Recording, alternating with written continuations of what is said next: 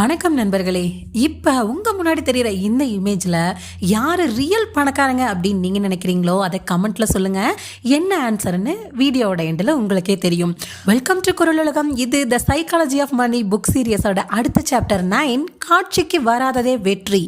S, சிம்பிளாக சொல்லணும்னா பார்வைக்கு அப்பாற்பட்டு இருக்கிறது தான் வெற்றி, சொத்து எல்லாமே. உங்ககிட்ட எவ்வளோ சொத்து இருக்குன்னு மற்றவங்களுக்கு காட்டுறதுக்காக செய்கிற செலவுகள் தான் உங்களோட பணத்தை ஈஸியாக இழக்க வைக்கிற உங்களோட செயல்கள்.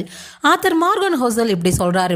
2000 இயர்ஸ் அடுத்த சில வருஷங்களில் நான் லாஸ் ஏஞ்சல்ஸில் டிரைவராக இருந்தப்ப சுவாசிக்கிற மூச்சை தவிர விலை மதிப்பை வச்சு தான் ஒவ்வொரு பொருளும் முன்னுரிமை பெறுது அப்படிங்கிறத தெரிஞ்சுக்கிட்டேன்.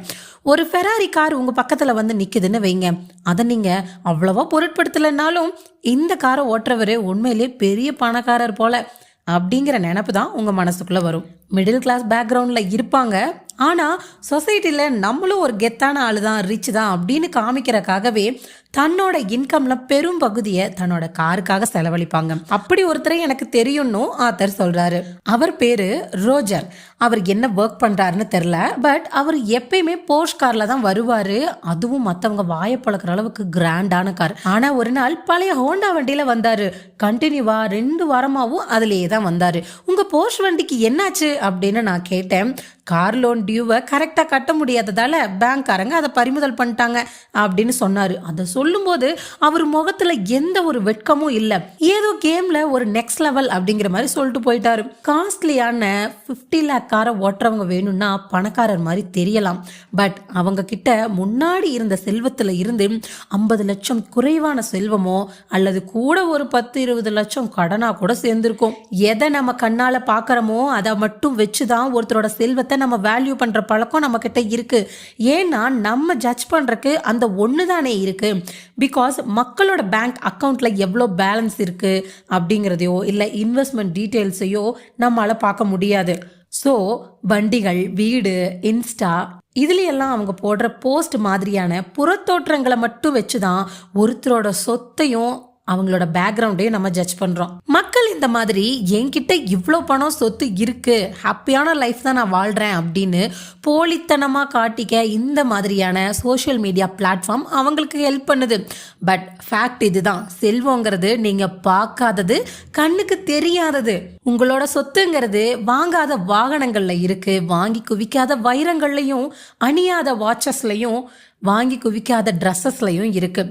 நீங்கள் ட்ராவல் பண்ணும்போது சீட்ஸை மாற்றிக்காதப்ப சேர்றது அண்ட் கண்ணுக்கு தெரிகிற பொருளை எல்லாம் வாங்கி குவிக்காமல் இருக்கிற டைமில் வளர்றதான் உங்கள் சொத்து. ஏன் இப்படி சொல்கிறேன் அப்படின்னா, பொருட்களை வாங்கி வீட்டை நிரப்பிட்டே இருந்தால் கையில் இருக்க செல்வம் குறைஞ்சு பொருள் மட்டும்தான் மீதி இருக்கும். நீங்கள் வாங்குற சொத்தே உங்களை ஏழையாக்குன்னு சொன்னால் நம்புவீங்களா? எஸ், பாசிபிள் தான். அது என்னென்ன டீட்டெயில்டாக தெரிஞ்சுக்கணும்னா ஐ கார்டில் லிங்க் கொடுக்குறேன், செக் பண்ணி பார்த்துக்கோங்க. இதுலையும் உங்ககிட்ட இல்லாத செல்வத்திலிருந்து, அதாவது கடனில் இஎம்ஐயில் வாங்குறது சரியாகவே வராது. சரி, அப்போ என்கிட்ட இருக்கிற காசை வச்சு செலவு செஞ்சால் நான் ரிச்சாகவே இருப்பேனா அப்படின்னு நீங்கள் கேட்டால் இருக்கலாம், பட் அது ரொம்ப நாளைக்கு இந்த மெத்தட் தாக்கு பிடிக்காதுன்னு தான் நான் சொல்லுவேன். நீங்கள் ரிச்சாகவே இருக்கிறதுக்கு ஒரே வழி உங்ககிட்ட இருக்கிற பணத்தை செலவு செய்யாமல் இருக்கிற மெத்தடு தான். பொருளே வாங்கக்கூடாதுன்னு சொல்கிறீங்களா அப்படின்னு கேட்டால் அதுதான் இல்லை. தேவையான அத்தியாவசியமான பொருளை வாங்குங்க. ஆடம்பரத்துக்காகவும் அடுத்தவங்க நம்மளை பார்த்து பொறாமப்படணும் அப்படிங்கிறக்காகவும் மற்றவங்களுக்கு ஷோகேஸ் பண்ணணுங்கிறக்காகவும் ஆஃபருக்காகவும் வாங்காதீங்க. வசதியான வாழ்க்கைங்கிறது மாத சம்பளம் மாதிரி. ஒரு 10 லட்ச ரூபா வேல்யூபிளான காரை ஒருத்தர் ஓட்டிட்டு போறாருன்னா அதை கண்டிப்பா லக்ஸரி லைஃப்னு சொல்லலாம். அவங்க அந்த காரை இஎம்ஐல கூட வாங்கி இருந்திருக்கலாம். இருந்தாலும் ஒவ்வொரு மாசமும் அந்த பர்டிகுலர் இன்கம் இருந்தாதானே இதுவும் பாசிபிள். பெரிய பெரிய வீட்டில் இருக்கிறவங்களோட நிலையும் அப்படிதான். உடற்பயிற்சியும் வசதியான வாழ்க்கையை போலதான். நான் சக்சஸ்ஃபுல்லா இன்னைக்கு நல்லா ஒர்க் அவுட் பண்ணிட்டேன், அதை அப்ரிஷியேட் பண்றதுக்காக எனக்கு நானே பெரிய விருந்து வச்சு ட்ரீட் கொடுத்துக்க போறேன் அப்படின்னு நீங்க நினைப்பீங்களா? அதே போலதான், அதே மாதிரிதான் என்கிட்ட இவ்வளோ பணம் சேர்ந்துருக்குங்கிறது மற்றவங்களுக்கு தெரியணும் அப்படிங்கறக்காக சில பொருட்களை வாங்கி பணத்தை வீணடிக்கிறது. உங்களை சுத்தி எத்தனை பேர் பணக்காரங்க இருக்காங்கன்னு கண்டுபிடிக்கிறது ரொம்ப ஈஸி. பட் ரியல் ரிச் யாருன்னு கண்டுபிடிக்கிறது தான் கஷ்டம். ஏன்னா அது கண்ணுக்கு தெரியாமல் மறைஞ்சிருக்கு. நிறைய காசை செலவு பண்ணி பொருளாக வாங்கி குவிக்கிற ரியல் பணக்காரங்களும் இருக்காங்க. அப்பையும் அவங்களோட சொத்துக்களை நம்மளால் பார்க்க முடியாது. அதுக்கு மாறா அவங்களோட வசதியான வாழ்க்கை முறை, அவங்க சூஸ் பண்ணுற வண்டிகள், அவங்க குழந்தைங்களை அனுப்புகிற ஸ்கூல்ஸோட சாய்ஸஸை பார்க்குறோம்.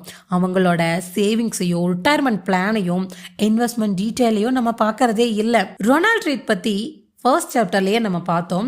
அவர் இறந்ததுக்கப்புறம் அவர்கிட்ட இருந்த சொத்து பணத்தை எல்லாம் பார்த்து அவரை சுற்றி இருந்தவங்க எவ்வளோ ஷாக் ஆனாங்கன்னு. பட் அவரோட வாழ்நாளில் அவர் யாருக்கும் ரோல் மாடலாக இருந்ததே இல்லை. அதுக்கு காரணம் க்ளோஸாக இருந்தவங்களுக்கும் அவரோட ரிலேட்டிவ்ஸ்க்கும் கூட தெரியாத முறையில் அவங்க சேர்த்த ஒவ்வொரு காசும் மறைபொருளாக இருந்தது தான். நினைச்சு பாருங்க, புகழ்பெற்ற எழுத்தாளர்களோட படைப்புகளை படிக்காம இருந்தா எழுத்துக்கலையை கத்துக்கிறதுங்கிறது எவ்வளோ கஷ்டமான விஷயமா இருந்திருக்கும். யார் உங்களுக்கு ரோல் மாடலாக இருந்திருப்பாங்க? யாரை நீங்கள் மரியாதை பண்ணியிருப்பீங்க?